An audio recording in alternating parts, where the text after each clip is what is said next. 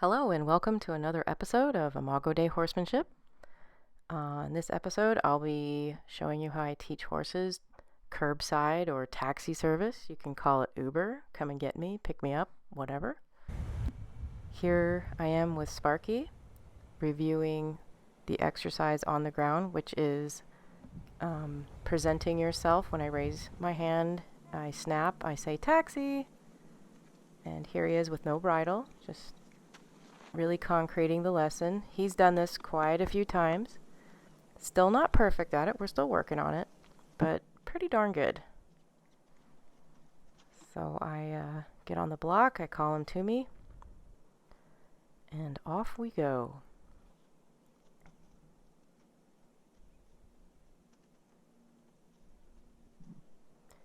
And here I am. I'm running from him. Because this guy really likes being with people. It's hard to get him to disconnect. So I was running from him and trying to get creative by standing on the side of the round pen. I'll use a log, I'll use a rock, wherever. It's really a good idea after you've taught your horse something and you think you've done it really well to proof it in various ways, places. And that's what I was doing there on the side of the pen. And there we are bareback, and yeah, it is a requirement to get on with loud noises. It's a struggle for some of us. Okay, and here is Beau, reluctantly presenting himself to the mounting block. He's a good sport. And anyone who works with mules knows that these guys are wicked smart.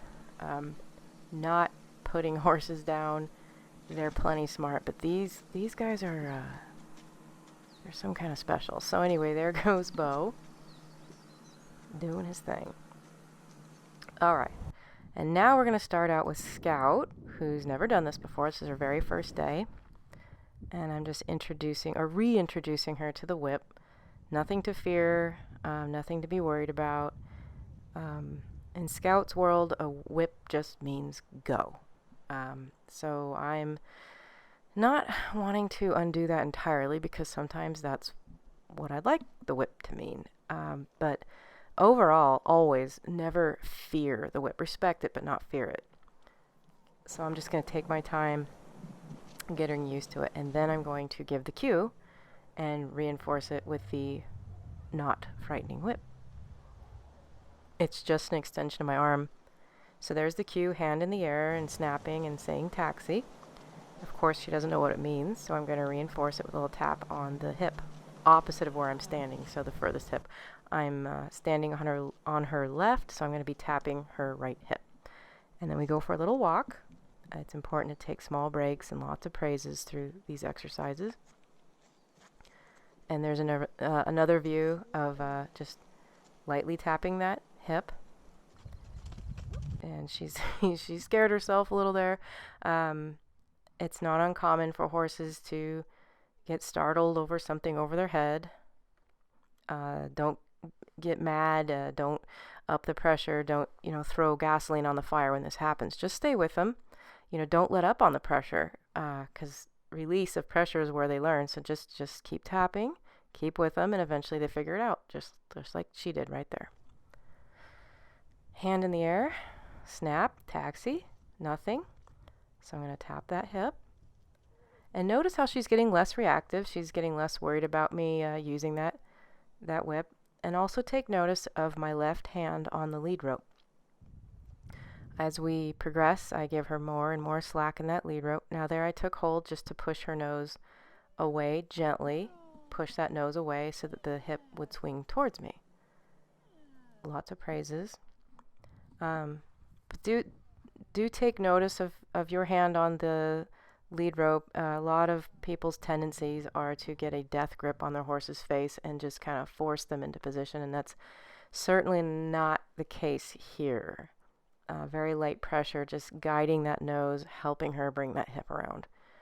I'm doing everything I can. Very big licking shoe right there. I'm doing everything I can to give her all the hints I can think of to get the answer right. Here I'm just having her yield to pressure. The old-fashioned, I tap on your leg, you move away.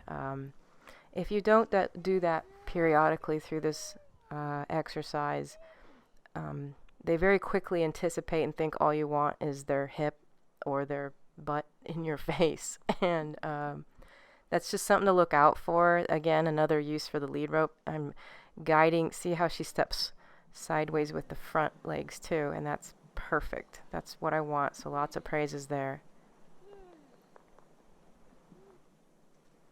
Hand in the air. See there's that butt I was talking about. A little overachiever with the butt. So I'm going to hold it there with the lead rope. Again, not a death grip, not yanking, not pulling, just guiding. And it felt like a good stopping point, so we're just going to chill and let her go for that day. And then the next day, we start reviewing, seeing what she learned and remembered. And it looked like she retained quite a bit.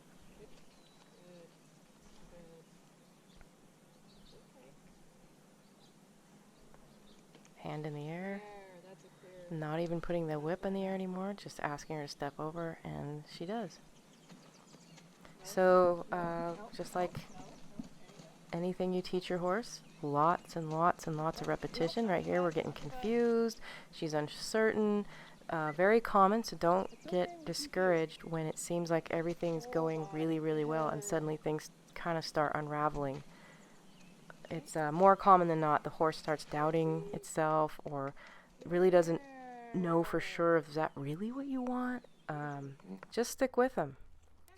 Don't lose your cool. Don't get mad. Here's another shot. Take it on my iPhone, which is superior to the GoPro, I've noticed. Just hanging out, being friends. Hand in the air. Snap, taxi. Perfect. Well, okay, not perfect, but good. Good try.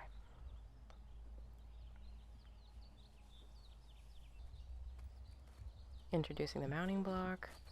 I have a lot less control when I'm up there, more slack on the rope, so it's allowing her to make more mistakes and kind of working through them on her own.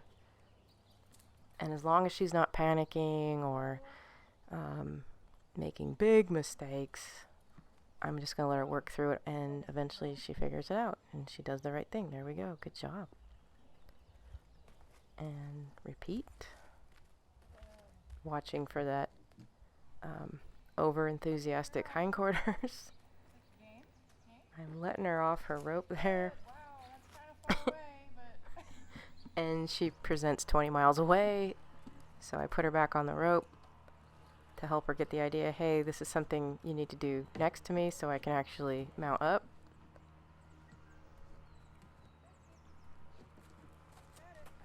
These little corrections oftentimes confuse them, so just be patient, understand. I mean, you really are teaching them a foreign language, and they really are trying to get it right. And the best thing you can do is release and tell them good job, even at the slightest try. A little more review there on moving forward and giving to pressure. Don't forget your basics before moving on to something new. Oh yeah, she's like, oh yeah, I remember this. She's kind of doubting herself there. I'm just going to stay with her. I'm not going to grab her face. I'm not going to force feed her the answer. I'm going to let her figure this out. Trust that she will.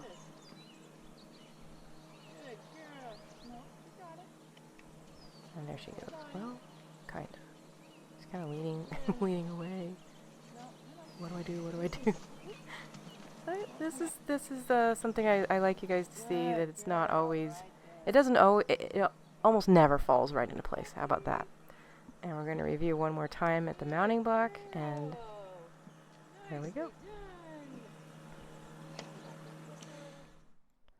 Thank you for watching. Hope you enjoyed and learned something. And a little treat, some bloopers.